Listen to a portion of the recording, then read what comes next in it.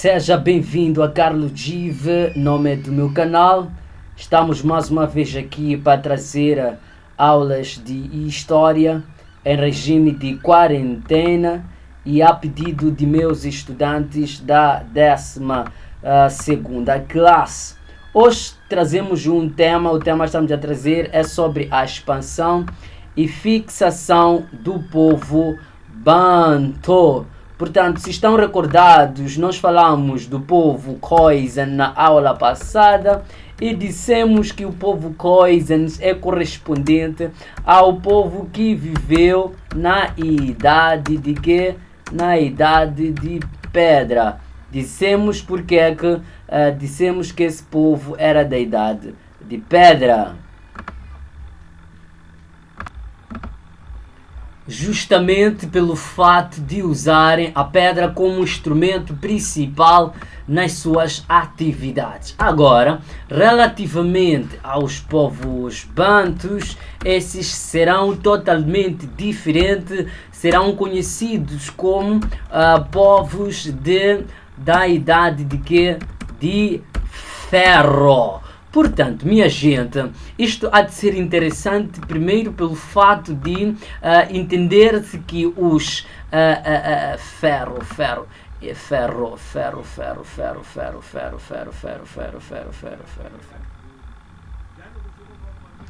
Por entender-se que estes indivíduos são os ancestrais próximos do povo moçambicano, não é? De atualidade, e não só, não é? Pelo fato também de terem emprestado aos africanos atuais a forma de ser. Estamos a falar principalmente da questão linguística, estamos a falar dos estados, a vida, a forma como a vida econômica é orientada, não é? Nesses estados. Portanto, não só é interessante olhar para esses povos bantus, porque dissemos que existiam um outro tipo de povo, os Khoisans, e portanto estamos agora a falar de um outro tipo de povo. Portanto, interessa aqui perceber qual há de ser o relacionamento que há de existir entre o povo bantu e o povo e o povo Khoisan. Portanto, eu vos convido a permanecerem neste vídeo, que será muito interessante. Bem, a zona, o território que atualmente chamamos de Moçambique, depois de ter sido habitado pelo povo Khoisan, foi também habitado pelo povo Bantu. Em relação ao povo Bantu, não é? Importa primeiro falarmos de como este povo chega aonde? Aqui em Moçambique e na África Austral. A partir da sua expansão, vamos olhar também para a sua o quê? A sua afixação, não é? Vamos analisar como é que esses povos vão se afixar. E mais tarde vamos tentar perceber o que é que acontece, não é? O que é que acontece depois, que há de ser a sua influência neste território.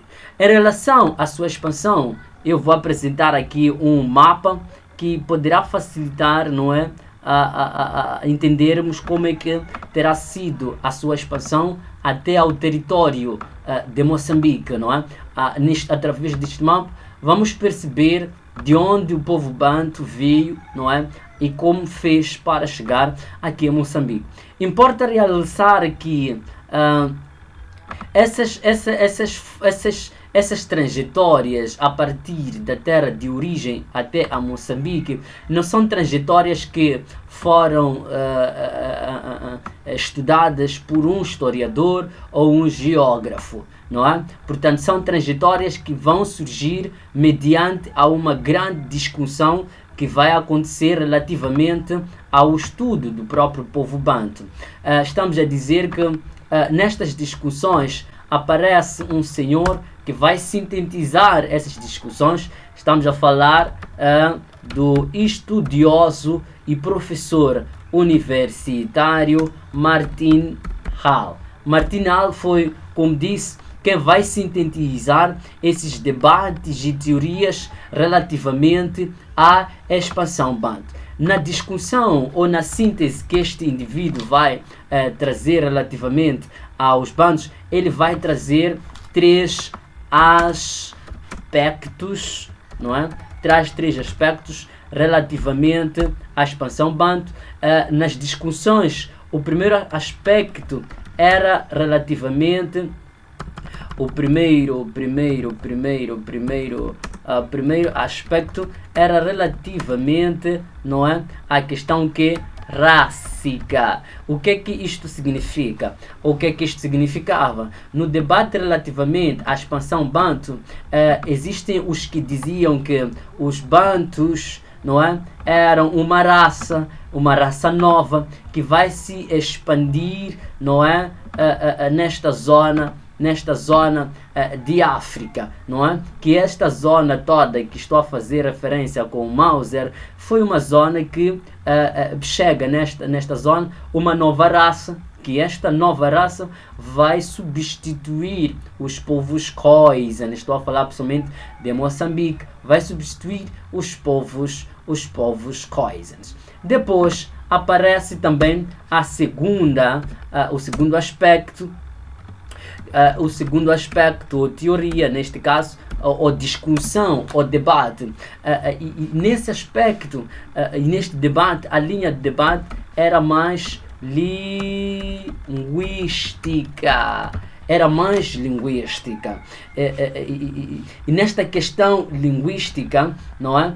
Vamos identificar um linguista alemão, que é o Black, não é? Este que há de ser quem, em 1862, ele traz o termo banto pela primeira vez para referenciar, não é, aos povos que habitam a maior parte do território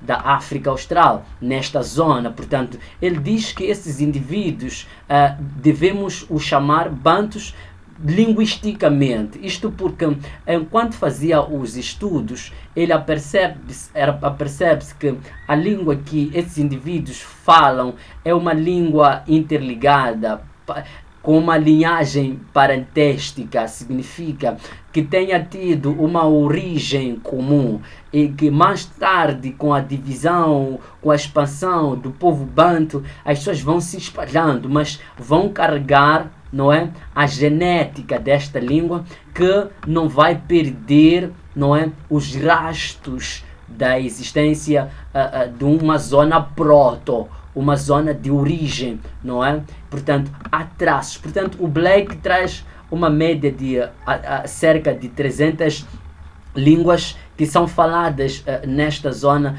da África Austral, que vão identificar a sua familiaridade. E é interessante que, em relação a esta teoria, há muitos que vão abordar, e não só vão abordar, como vão seguir, não é?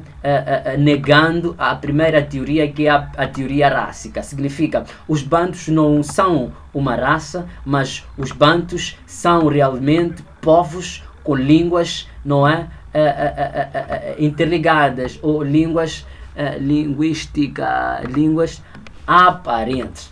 E é interessante que no debate dos linguistas, ou dessa versão linguística, Greenberg, nesta relação linguística. Depois há de surgir, não é, o terceiro aspecto sintetizado por este senhor, o Martin Hall, que é relativamente à domesticação, não é? Domesticação, não é? De que? Da fauna e flora. E não só, também o uso, não é, do ferro, ou trabalhos de ferro. Portanto, ele, para além, não é, para além de existirem, não é, indivíduos que vão dizer, não, a expansão banto esteve, não é, é uma nova raça que vem, e depois aparece outros que dizem, não, são indivíduos que falam línguas aparentes entre si, mas depois aparece também um outro grupo que diz que não, são indivíduos que estão mais são movidos, não é? Pela intenção de domesticação da flora, da fauna, novas plantas, não é? E não só indivíduos que são movidos pelo uso de instrumentos que eles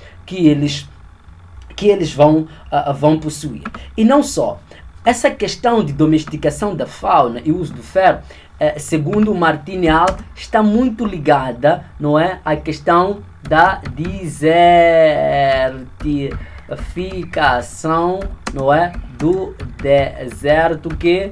deserto Sahara, não é? Portanto, a desertificação de Sahara fará com que esses indivíduos, na procura, não é, da domesticação de plantas e flora, na procura de novas terras férteis onde pudessem praticar a agricultura, fará com que fossem sair dessa zona desertificada do Saara em busca desses territórios. Portanto, essas teorias, na verdade, vão existir, esses debates vão existir, porém, a primeira teoria, o primeiro aspecto, é rapidamente abandonado. Agora, enquanto se discutia a questão do segundo e terceiro aspecto, não é? Começa a se olhar para aquilo que serão as reais causas, não é, da expansão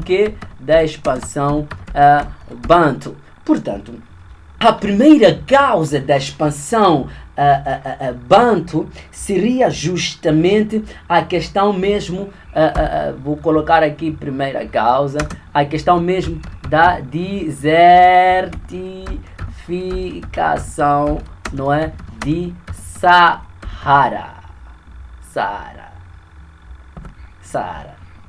Saara.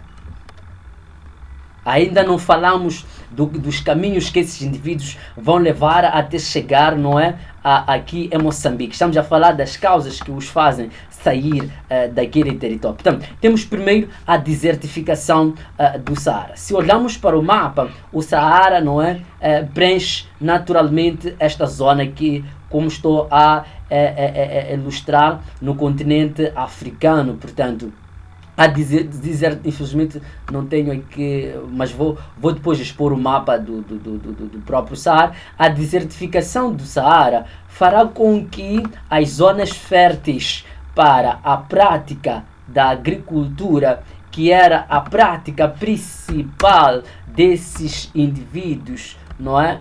A agricultura, a falta de terras para a prática da agricultura fará com que eles saiam daquele lugar em busca de novos territórios onde pudessem praticar o quê? Aquilo que seria a sua agricultura, aquilo que não é fazia parte da sua dieta militar. Portanto, a terra de Saara passa a ser insuficiente para os seus habitantes, os que habitavam naquela zona. Portanto, e outra causa que coincide com essa questão de desertificação do Saara é o aumento demográfico, o aumento populacional, não é, naquela zona. Portanto, é um aumento de população, no entanto, o espaço, não é, de cultivo para a dieta militar desses indivíduos é escasso, o que levará naturalmente a conflitos entre esses indivíduos, não é? E não só alguns que vão querer suas liberdades, vão optar por sair, não é, daquela região. E outra causa, não é, que vou colocar como a terceira causa, a ser justamente a falta de quê? A falta de terras cultiváveis. A falta de terras cultiváveis. Como disse anteriormente, não é? Começa nas florestas congolesas a haver a insuficiência de terras de cultivo, primeiro pelo aumento demográfico, segundo pela desertificação. A quarta causa que podemos aqui considerar seria da difusão de quê? Da tecnologia do ferro, não é? Portanto, estamos a falar de tecnologia de ferro, mas também podemos acrescentar a questão de práticas de quê? Práticas agropecuários. Podemos agropecuários ou pastoris, tanto faz, mesma coisa.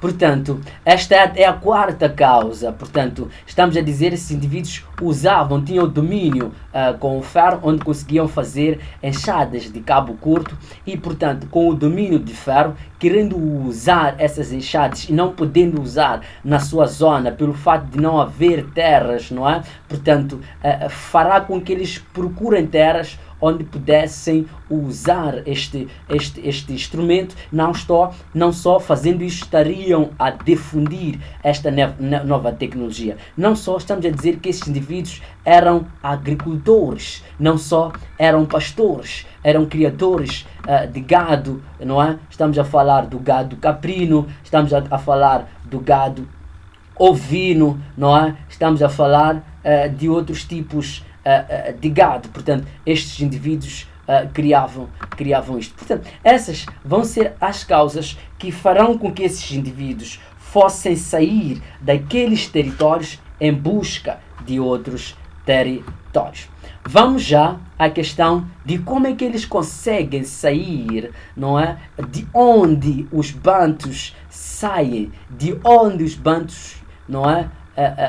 Vêm. Como é que fizeram para chegar até ao território moçambicano? Vamos voltar ao mapa. Este é o mapa de África, rabiscado naturalmente. Portanto, em relação também à expansão banto, vão existir alguns teóricos que vão debruçar sobre este assunto. O primeiro deles é o próprio Joseph Greenberg.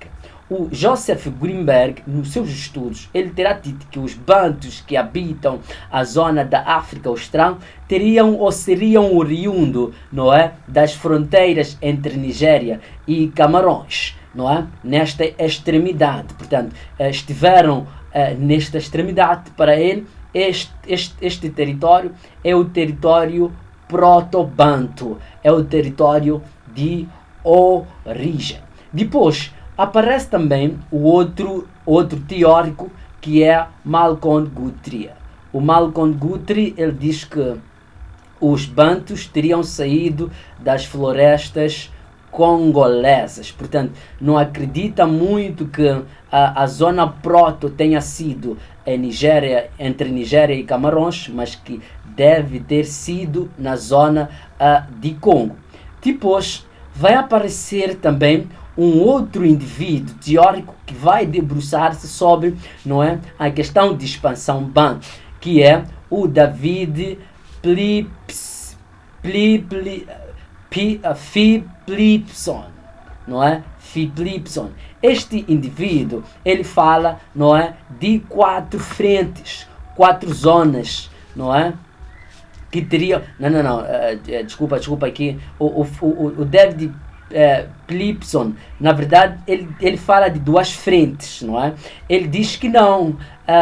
Depois de Camarões, há uma frente que seguiu para o Oriente nos Grandes Lagos, mas também há uma frente que desce a sul, não é? Portanto, ele diz que esta frente que vai para os Grandes Lagos provavelmente tenha sido a frente que levou que os bantus fossem chegar a Moçambique, como podem ver nas setas. E a outra frente, esta que depois de atravessar as grandes florestas congolesas, dirige-se em direção a Angola, não é? Portanto, isto é segundo o o David Philipson. Depois aparece o Roland. E o Roland, ele fala, não é, de 4 frentes. O Roland, na verdade, ele vai resumir todas as teorias que os seus antecessores, não é, eles levantaram. Portanto, quando ele fala das 4 frentes, está a dizer que, está a referir-se, neste caso, da primeira frente, que é de Camarões até o Congo, não é?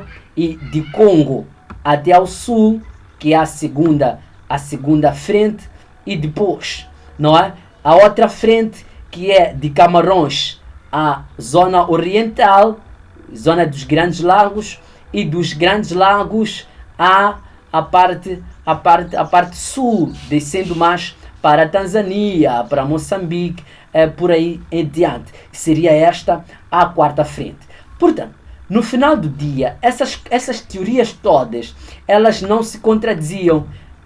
Pelo contrário, elas só se complementavam. Na verdade, a sua diferença há de ser em função ao campo de estudo, à região, à zona de limite, não é? De cada estudioso que aqui o referenciamos. Começa o Guthrie na zona de Camarões, vai dar continuidade, começa o Greenberg na zona de Níger e Camarões, vai dar continuidade o Malcolm Guthrie na zona de Congo. Depois o Phillips também, ele aparece, vai dar a sua continuidade, e o outro vai sintetizar, não é, como terá sido essa expansão. Isto relativamente ao povo Bantu. Quais são as características destes povos? Quais são as características destes povos? A primeira característica, minha gente, é a questão até do próprio ou posso começar por dizer, eram agropastores. Estamos a dizer que esses indivíduos eram agricultores, e a questão da agricultura é que vai gerar, não é, as demais características desses indivíduos. Estamos a dizer, por exemplo, que a segunda característica há de ser o próprio sedentarismo. O sedentarismo, na verdade, consistia em colocar residências fixas, e entendemos isso, não é, pela atividade econômica que esses indivíduos tinham, que é, neste caso, pastoril, característica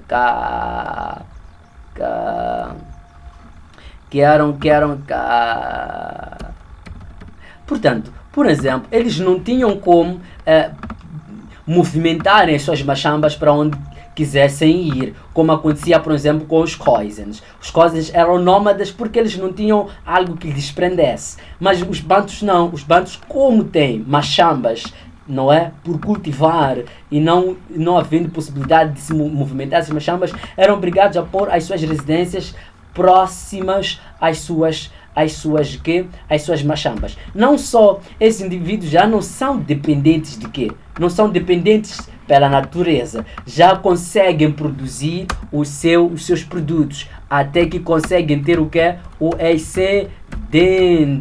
Algo que é muito importante, não é? Que vai determinar até questões de poder. A outra característica que esses indivíduos eles terão é existência, não é? Existência de diferenciação o que? Social. Portanto, já existia uma diferenciação social entre os Bantus. Estamos a dizer também a diferenciação social geralmente deve coincidir com a existência de quê? De um Estado, onde existem os dominantes e existem os dominados.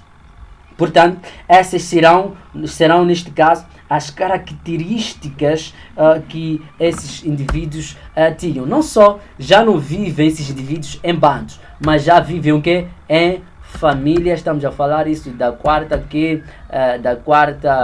característica. Já viviam em famílias, não é? Alargadas. Que essas famílias alargadas, não é? O conjunto dessas famílias alargadas vai originar aquilo que nós vamos conhecer de clã, onde o conjunto de clã também vamos conhecer isto de que?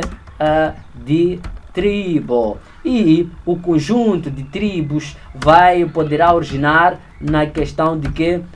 De reinos. E por aí em diante. Cada tribo tinha lá um chefe, não é? E esses chefes, não é? Podem fazer parte de uma administração dentro de um certo reino ou depois de um império.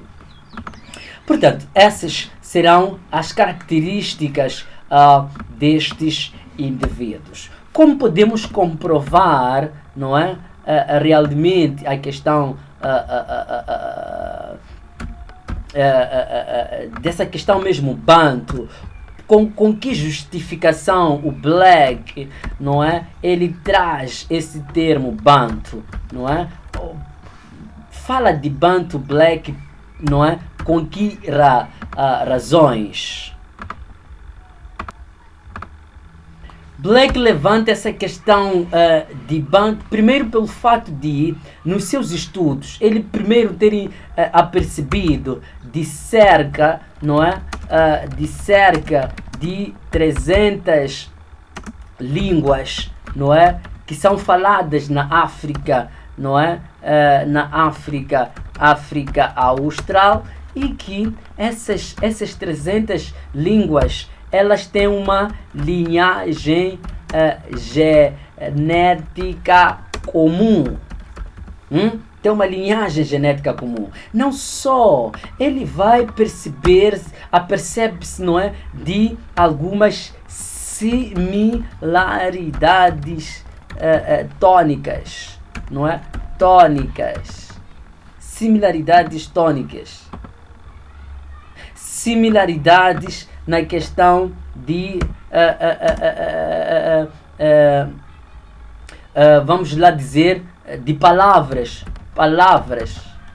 ainda que com significados diferentes. Ele na verdade ele vai trazer um exemplo, não é? Que ele há de usar esse exemplo até para dar nomes, não é? Aos povos que vão habitar a África Austral. Black, na verdade, quando ele diz Bantu, não é? E dando isto também como nome desse povo, ele referia-se mesmo a esse termo como um exemplo, que pode servir também para outros exemplos, sendo que este exemplo é usado por quase todos na África Austral para se referir ao que? A pessoa. A pessoa, sendo que, não é, existiam